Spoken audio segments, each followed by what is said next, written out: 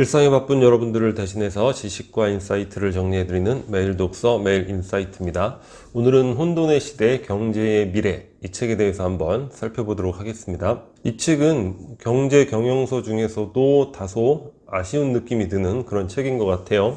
아주 구체적인 문제 제기를 하고 거기에 대해서 집요한 어떤 지식, 해법 이런 것들을 끈질기게 물고 늘어지면서 제시를 하는 게 아니라 문제를 너무 넓게 잡고 있어요. 시간적으로도 공간적으로도 너무 넓게 잡고 관점도 마찬가지로 또 너무 넓은 관점, 경제 역사라든가 인문학 이런 관점을 또 차용을 하고 있죠. 그래서 두루뭉실한 그런 해법을 저자 정도의 경제적 식견을 가지고 있는 분이라면 또 나름의 관점에서 재밌고 유용하게 읽으실지 모르겠는데, 바쁜 시간 속에서 뭔가 손에 잡히는 경제 지식을 얻고자 하는 저 같은 사람한테는 다소 아쉬운 책이 아니었나. 문체 또한 잘 읽히지는 않았던 것 같아요. 그렇지만 끝까지 책을 읽었으니까 간단하게 살펴볼 텐데, 이 책 내용 중에서 우리 일반인들이 가장 관심이 있는 그런 부분이 되겠죠. 자, 주식 투자 어떻게 해야 될까? 그리고 부동산 시장 어떻게 될 것인가? 이 부분에 대해서만 간단히 살펴보도록 하겠습니다.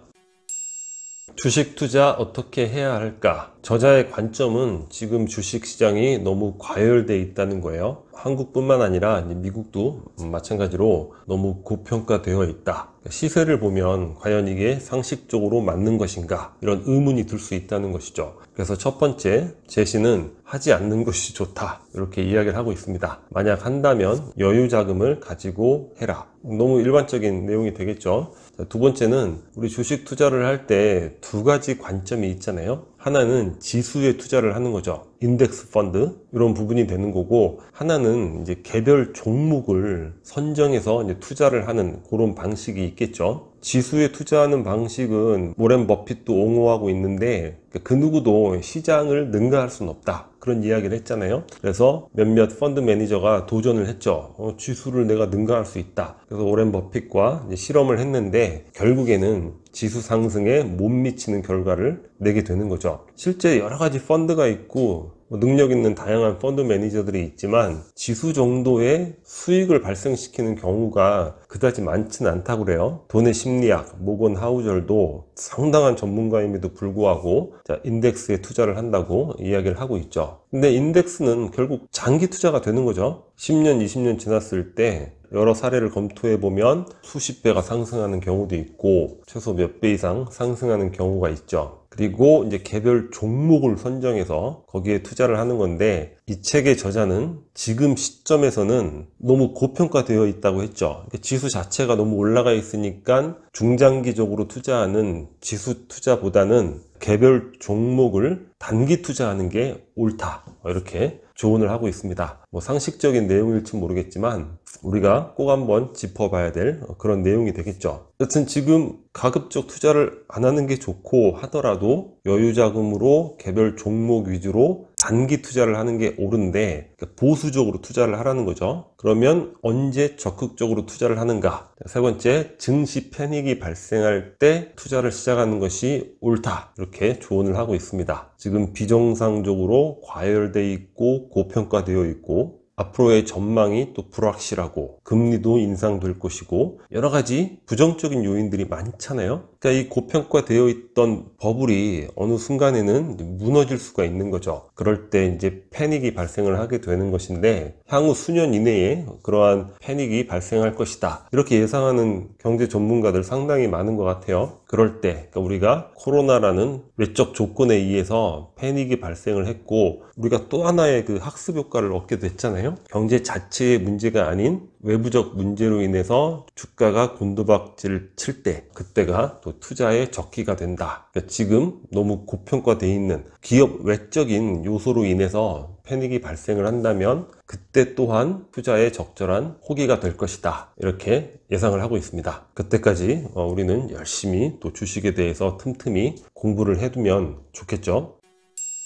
부동산 시장 어떻게 될 것인가? 부동산 시장을 논할 때 물론 저금리 가장 절대적인 요소가 될 거예요. 그리고 이외에 여러 가지 세부적인 사항들을 우리가 논하는데, 그것보다도 사실 가장 중요한 건 부동산 수요가 유지될 수 있을 것인가, 수요가 더 많아질 수 있을 것인가, 그런 부분이 사실 중요하잖아요. 결국에 이 모든 것들이 지금 수요가 늘어나고 있기 때문에 발생하는 문제니까. 물론 수요는 가구 분할로 인해서 늘어난 측면도 굉장히 커요. 근데 그거보다 더 본질적인 게 뭐냐면, 수요는 사람들의 소득에 기반을 한다는 거예요. 사람들이 여튼 소득이 있어야지 좋은 집에서 살 수 있는 그런 능력을 갖게 되는 거잖아요. 근데 소득은 결국 일자리에서 오는 것이고, 우리나라 같은 경우는 어떻습니까? 내수보다는 수출에 절대적으로 의지를 하고 있죠. 그러니까 일자리는 결국 수출이라는 거예요. 그러니까 부동산의 문제를 볼 때도 우리나라의 수출 상황과 앞으로의 수출 상황이 어떻게 될 것인가, 그것을 가장 중요하고 본질적으로 봐야 되지 않은가. 이 부분은 굉장한 공감이 되는 그런 내용인 것 같습니다. 여튼 지금 사상 최고의 수출 실적을 올리고 있고, 또 세계적인 유력 매체에서 우리 한국의 수출이 향후 10년 이내에 2배 가까이 늘 것이다, 이런 전망을 하기도 하잖아요. 이런 관점이라면 지금 과열되어 있는 부동산 시장인데 앞으로의 수요가 더 많이 늘 수도 있다는 거예요. 그리고 또 하나의 수요를 견인하는 세대 분할. 결국 우리 가족 제도가 갈수록 이렇게 파편화되어 가고 있잖아요. 그러면 세대 분할도 가속화될 것이다. 우리 예전에 다른 책에서 살펴봤을 때 한 2040년까지는 지속적으로 세대 분할이 이루어질 것이다. 물론 인구는 줄지만 세대가 늘어나는 것이고, 부동산이라는 건 결국 세대 단위로 계산이 될 수밖에 없는 부분이죠. 여튼 이런 부분 우리가 중요하게 생각을 해야 될 것 같고, 나머지는 5가지로 정리를 하고 있습니다. 첫 번째, 저금리 상태가 지속될 것이다. 물론 금리가 이제 올라갈 것이라고 하지만 올라가도 조금씩밖에 못 올라간다는 거예요. 두 번째는 평균 주택 가격은 상승할 것이다. 인건비라든가 원자재, 인플레이션. 결국 집을 짓는데 소요되는 비용이 늘어가면 기존에 지어진 집들도 가격이 상승할 수밖에 없는 이런 요인이 있겠죠. 세 번째는 신규 공급이 늘지만 여전히 수요보다 부족하다는 거예요. 우리 수출 호황이라든가 세대 분할, 이런 수요에 비해서는 신규 공급은 여전히 늘 부족하다. 우리 서울 수도권 돌아다녀 보면 뻔한 땅 아니에요, 그죠? 뻔한 지역들, 거기서 적절한 땅을 구하는 것, 그것 자체도 지금 어려운 상황이라고 이야기를 하고 있죠. 네 번째는 여전히 서울과 수도권에 집중할 것이다. 일종의 수축사회의 특징이 될 수 있는데 모든 것들이 지금 서울과 수도권으로 쫙 빨려 들어가고 있죠. 인구가 줄어들면서 더욱 심화되는 그런 현상인 것 같아요. 서울 수도권에 거주하지 않는 기타 지방에 거주하는 분들도 그곳에 자산을 처분해서 서울 수도권에 집을 사는 이런 현상이 지금도 매우 강력하고 앞으로도 그럴 것이다. 다섯 번째는 전월세 가격이 동시 상승할 것이다. 이렇게 5가지로 예상을 하고 있습니다. 물론 이분이